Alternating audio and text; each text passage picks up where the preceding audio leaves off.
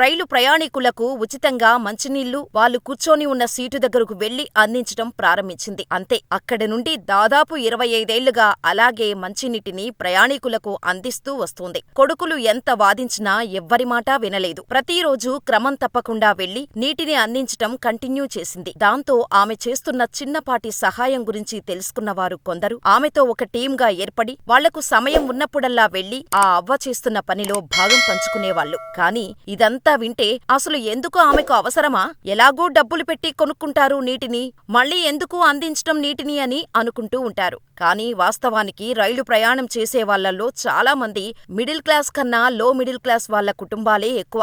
అంతేకాదు, కొందరు డబ్బులు పెట్టి వాటర్ కొనుక్కొని తాగే పరిస్థితుల్లో కూడా ఉండరు. అలాంటివారు ఆ మున్సిపాలిటీ నీళ్లనే తాగాలి. కానీ సరళ మాత్రం అందరికీ ప్యూరిఫైడ్ వాటర్ని ఉచితంగా ఎండాకాలంలో చల్లగా ఐస్ వాటర్ కూడా సప్లై చేస్తుంది. ప్రేమ, పెళ్లి, ఉద్యోగం, ఆరోగ్యం ఏ సమస్యలైనా కేవలం మీ ఫోటో మరియు చేయి చూసి సంక్రాంతి వరకు ఉచితంగా జ్యోతిషం చెప్పబడెను. ఈ క్రింది నెంబర్ను సంప్రదించండి.